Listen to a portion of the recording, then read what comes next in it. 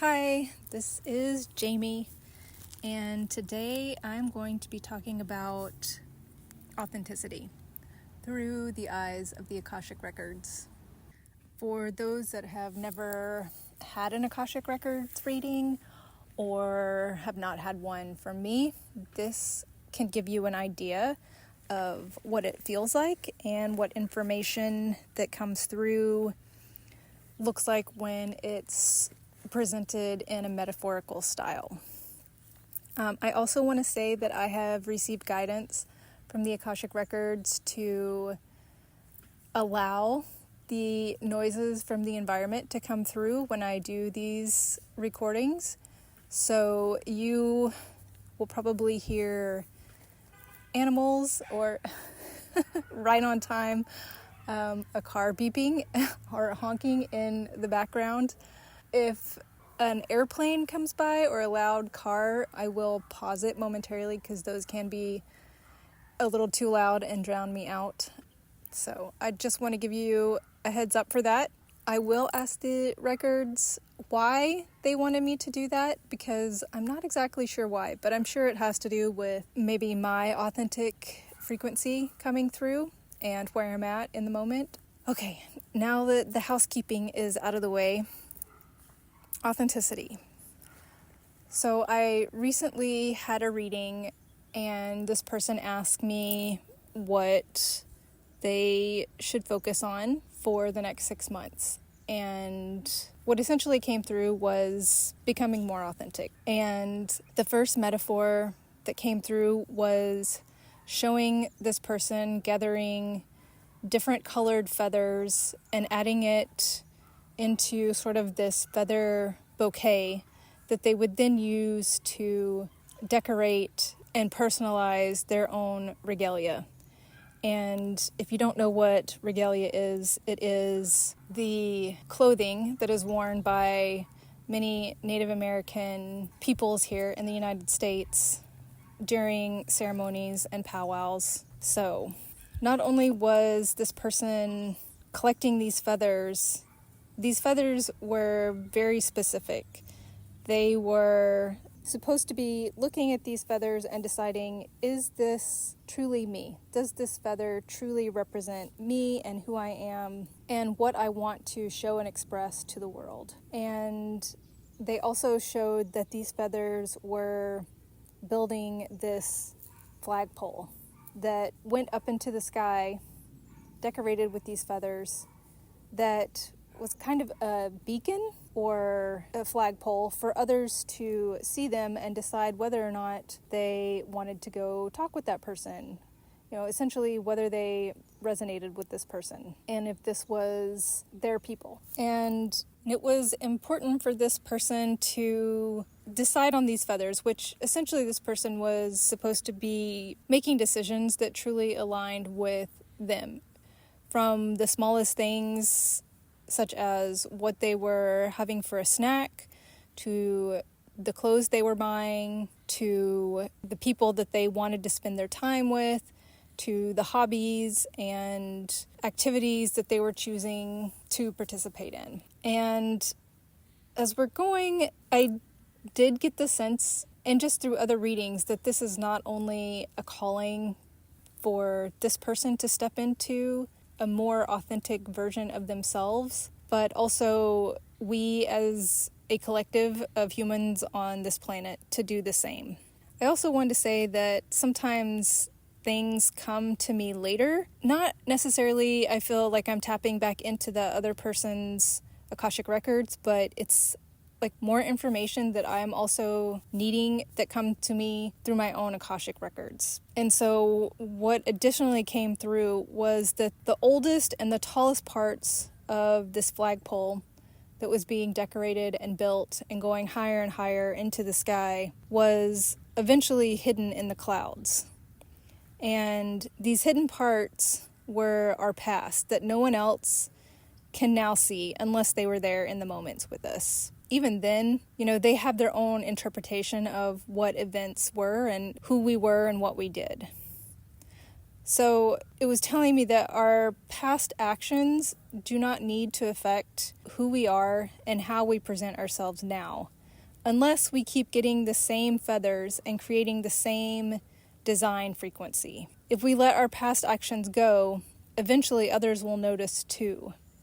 And it's on them if they continue to judge us by those events from the past. So in that sense, those people are the ones that are holding the design frequency still and not us. So we have the opportunity in all the decisions that we make in the present moment to create this new path forward for ourselves, to really reinvent ourselves, to create this new version of ourselves and how it is presented to the world. I also want to say that they wanted this person to not be influenced by others' opinions of them or how they felt they might be judged by the design that they were creating for themselves, because they knew what that design meant, and it didn't have to be important or pretty or even something that another person could recognize. It just had to make sense to this person who was creating their regalia, creating this beautiful flagpole. And by doing this, they are attracting people to really make their lives easier and more pleasant, because it can help prevent those who do not resonate with us from wanting to hang out with us or spend time with us.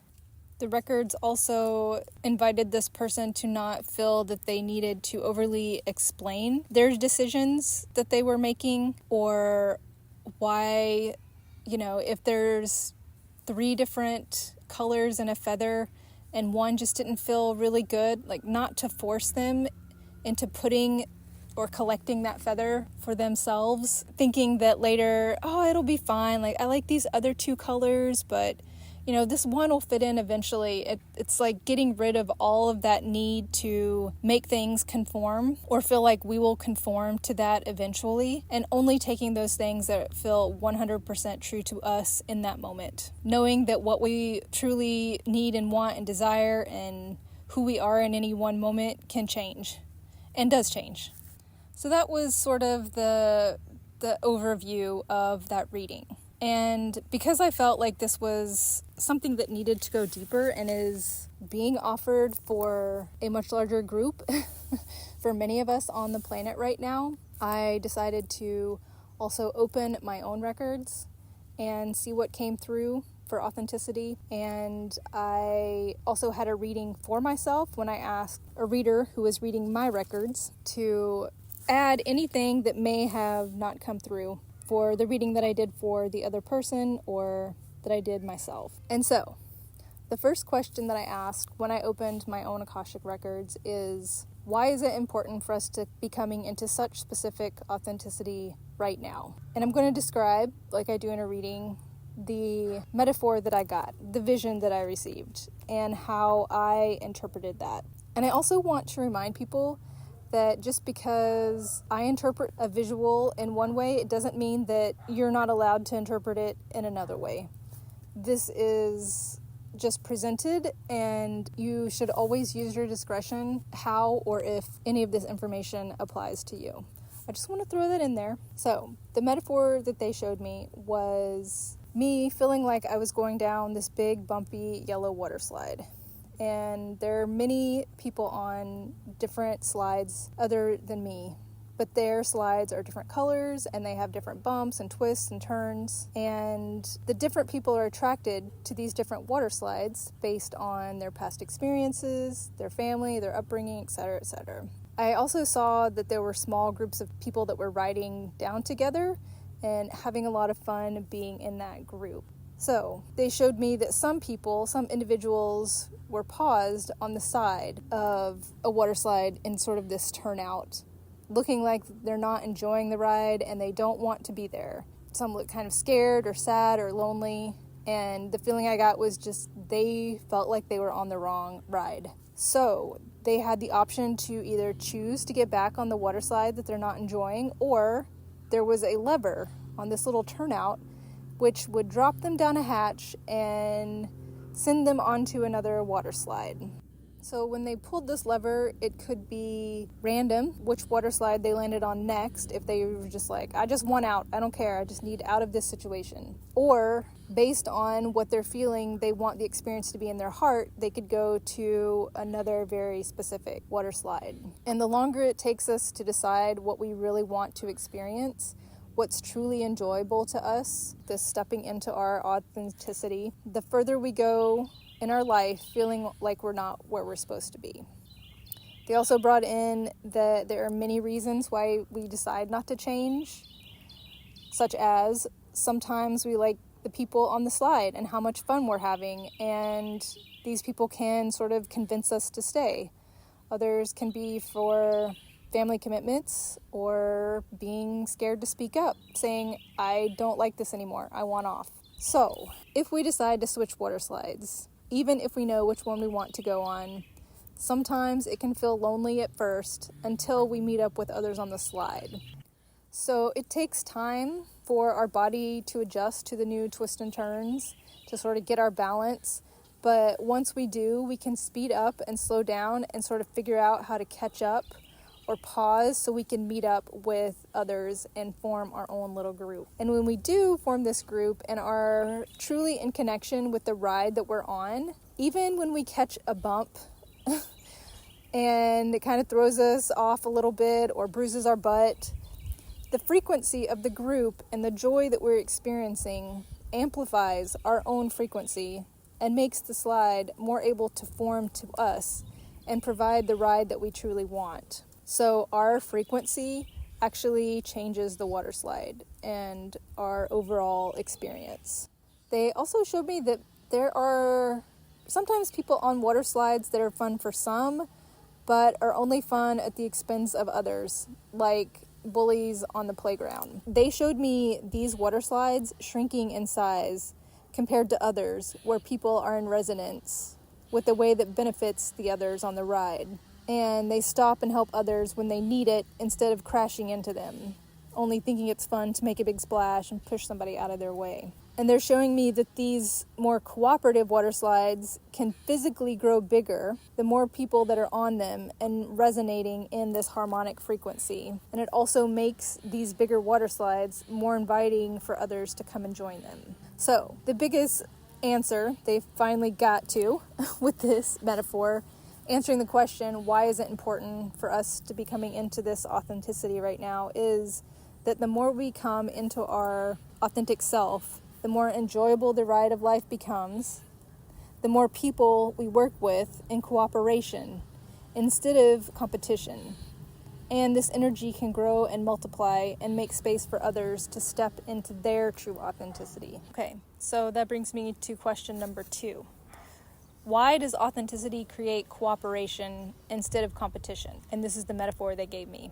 When we're authentic, it creates these millions of different pieces of pie. So literally a piece of pie for as many humans are on the planet. And we all get our own slice because we're creating that slice. We're creating its uniqueness. We're making it into being, basically. And when we're being the same as others, then there are multiple people inside the same slice of pie, and they are fighting for a chunk of it. From the surface, it seems like authenticity creates smaller and smaller pieces of pie, but that doesn't account for the depth or the height of the pie. And the height of the pie can be limitless. So there will always be enough for people to feel satisfied, to feel like they have had enough pie.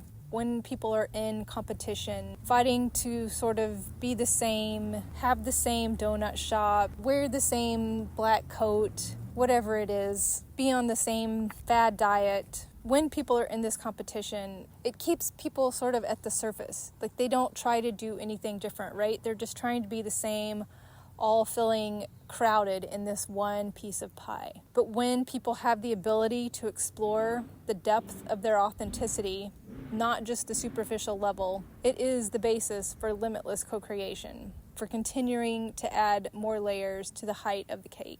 So that brings me to question number 3. What is true authenticity as humans on Earth? And the first thing I heard, and it was like this came in big bold letters, and the record said, exploration of self. And the metaphor they showed me was each of us being our own ship's captain, sailing towards any land on the horizon that we find interesting, landing there and coming into full knowledge of the detail of what that land is and why it's there.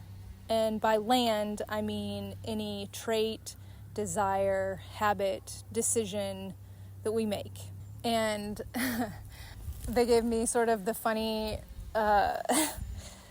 example of you land on this beautiful, pristine island, and the people that inhabit there, which is you, each of these lands are an aspect of you, and you're wanting to figure more out about this land, and you find that there are cannibals living there.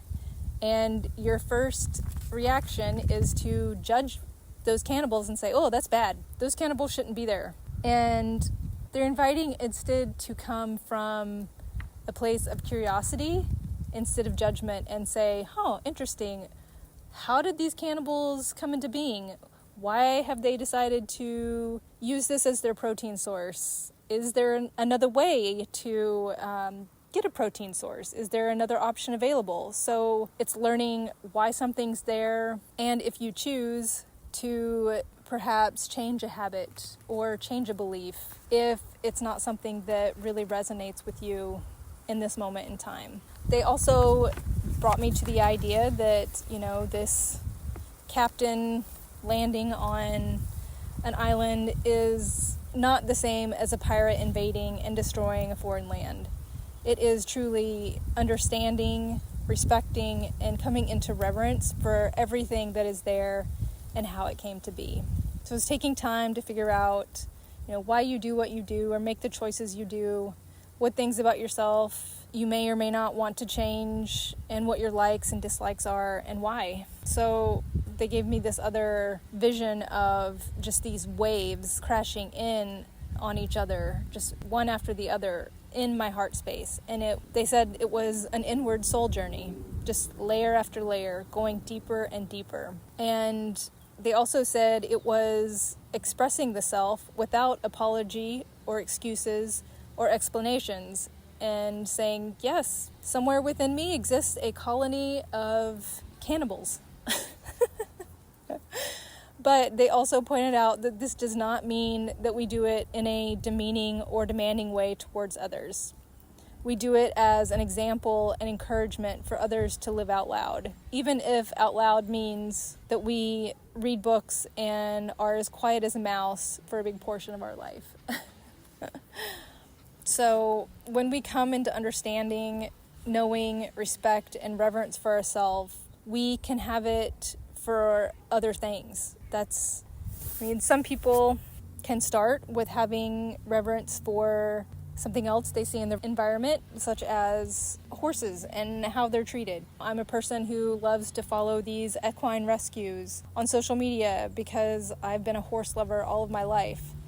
And sometimes we have that respect and reverence from something outside of us to help find it within ourselves, but we can do the opposite as well and find that respect within ourselves to have the respect and reverence and love for everything else we meet in life.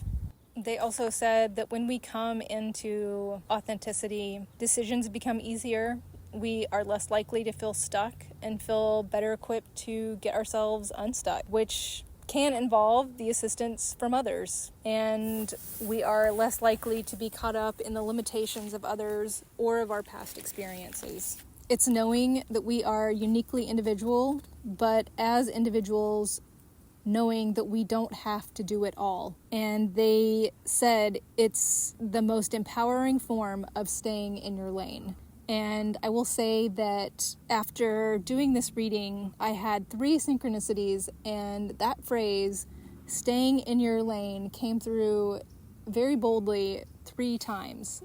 So I think that is an important thing to emphasize about staying in your lane in this empowering way. The records also said that coming into authenticity provides a sense of lightness of being. And this is not saying that everyone's going to weigh 110 pounds. It is coming into resonance with what your body needs to thrive and feel truly healthy and enlivened. So knowing how to take proper care of your body, of coming into knowing of its cycles and ways to take in nourishment, whether that's through food or media or music that actually lifts you up and doesn't drag you down. Additionally, they said that authenticity means being in resonance with your highest self, which is the vibration in the heart chakra. This is where the decisions start being made from, and not from the head, which is so easily swayed by fear, judgment, past experiences, emotions, etc., etc. Which I think if you do any searching of other videos, this is not a new concept of decisions being made from the heart and not the head. So they also wanted to mention that coming into authenticity balances the yin yang and the feminine masculine energies. So it's releasing that competition within ourselves. And what they sort of mean by this is what is needed for a situation easily flows forward and then returns back to an equilibrium. So there are some times that we need more feminine energy and need more softness or creativity. And there are other times where we need that masculine firmness. And we might need to raise our voice to be heard a little bit better. But how we speak to a crowd of people that we're trying to motivate is not the same as how we speak to our grocery store clerk. So it's letting those energies that need to flow forth in the moment to meet the circumstances, to meet the environment, to bring us into resonance with what is needed within ourselves, and then come back into that equilibrium when the situation passes. So that is what I got for my own reading, and I will say that I had to pause because sometimes when you just keep going deeper and deeper and deeper into the records, like, it can get energetically draining, or at least it does for me. And then I feel like I need to just step back and let the information settle and rest for a bit. So this is a couple days after that. I had a reading with a friend that I read with regularly. And so I asked them, is there anything else that the records would like to bring through for this recording that wasn't stated already? And they wanted to iterate the importance of authenticity from the root up. It starts with the little roots, soaking up your authenticity from there, which is the opposite of superficial authenticity, which can look and feel authentic, but it might be a behavior that is taught instead of accepted as your own. So you're going into these deep dives of wondering why you take something as being authentic for yourself, and wondering what is really at the base or the core of you. They also stated that it's good to start to follow what feels authentic, but it may lead to things that feel uncomfortable and not authentic at first and deserve attention. They wanted to remind us that there are some habits that we don't maybe enjoy, some nasty habits, they said, that can also be authentic, and to not push it under the rug, but to ask yourself why you're doing this thing or making these decisions, to peel back the onion. And one last point that they wanted to make was that becoming more authentic with yourself may lead you to become more suspicious of the behaviors of other people, whether they're being truthful or sort of wanting to come into judgment or wanting to call them out and say, hey, I don't really think you're being authentic. And they really want to invite us to really stay gentle and kind towards them and not come into blame or judgment. Just come into noticing it, be aware, and come from curiosity. And when you notice that you start to feel uncomfortable with someone, or that you're feeling like they might not be truthful or authentic about what they're saying or doing, that you can ask gentle questions to see where they're coming from instead of just judging them or calling them out. And also to be accepting if they're not in a place where they can or want to answer. So that is the information that I have today. The records did invite me to perhaps do a series on authenticity because they said, how much deeper do you want to go? Like, we can keep going, but I think that's a great start. And I know that some of you will have heard all of this before or some of it before, but I do feel like there were some things or how they were presented to me that really helped me get a widened perspective on it. And that's really what is such a gift about the records, at least in my opinion. So thank you for listening. If anyone would like to explore the question of their own authenticity, I invite you to schedule a reading with me through my website. Yeah, it's really one of my passions to help people come into the greatest knowing of themselves, and it's what I am trying to do for myself, and I invite us to continue this journey together. Thank you so much for your time.